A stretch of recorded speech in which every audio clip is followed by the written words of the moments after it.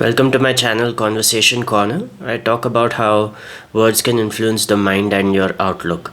And today, let's talk about how Gen Z is destined to be the generation that's called the cycle breakers. It's an interesting term that has spread in on the internet, and we would like to analyze this quite carefully. There's been a belief that all the generations prior to Gen Z, or maybe the millennials also, had a very harsh approach to parenting, had a very authoritarian style of parenting. And the job that Gen Zs have in front of them is to acknowledge all those wrongdoings and correct them once they become parents. There's going to be a couple of challenges to this. We'll talk about that, and we'll talk about what they can possibly do to ensure that they correct the mistakes of their parents for the future generation and how things can improve. I believe the most important thing right now for the Gen Z parents is to understand how to act in a very conscious manner. We know that a lot of our time is spent on autopilot. I'll give an example. If I'm looking at my cell phone and I'm getting into the elevator, sometimes I get down at the floor that's not my floor. This is called autopilot behavior, where you're not fully conscious or aware of what you're doing and you're moving like a machine in a pattern.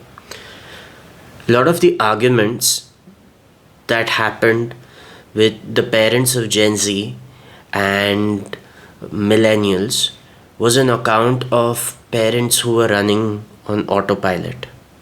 Maybe the mom or dad came home from a very stressful work day, and the slightest mistake from the child triggered that flight or fright response, and there was an amygdala hijack, and that parent burst onto their child.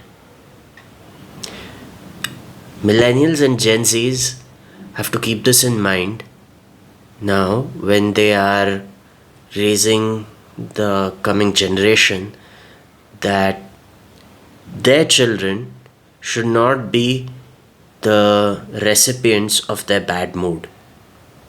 So, this will require practicing deep breathing, conscious breathing. It will require taking time out before entering the home to fix their mood. This is all easier said than done because now the pace of life has increased, jobs have probably become more demanding. So, this is one thing that they will have to take into account. The next thing that they will have to take into account is how to parent them with respect to technology. During my time, we were not allowed to carry cell phones to our school, it was prohibited. But now that so much of life happens on these smart devices and requires an internet connection, there are schools that do allow students to carry cell phones and tablets and probably require them to have this in order to get work done. So, this is a unique problem that they will be facing. This is the first time you've come up with a problem so unique, so you'll have to find out ways to deal with this, come up with solutions to that.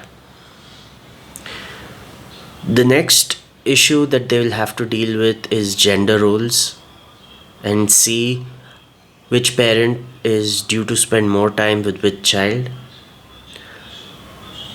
Mothers and fathers of millennials and Gen Zs had quite strict gender roles, with the male working and providing and with the female taking care of the child.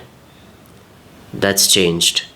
Men and women both work right now, and this ultimately can lead to a conflict with respect to who has more responsibilities for the child, who is responsible to ensure that the child is doing their homework, to ensure that the child has the material for the projects that they are going to do. So, this will require a very conscious division of labor.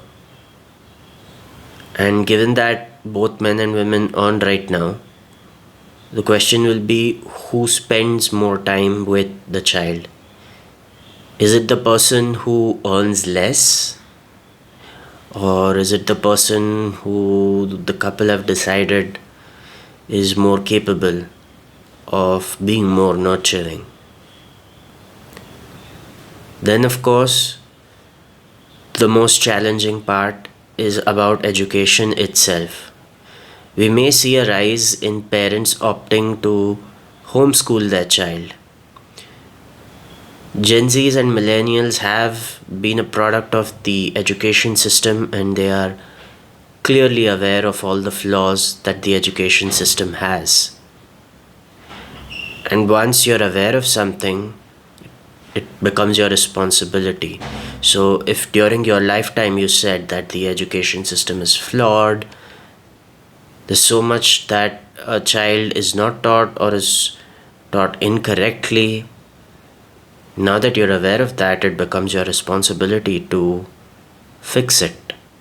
And if you can't fix it, then why not homeschool your child? These are all important questions that the coming generation will have to deal with.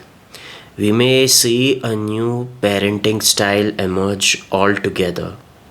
And while we do know that corporal punishment can reduce a child's self esteem to a certain degree, neither do we want to create self entitled brats.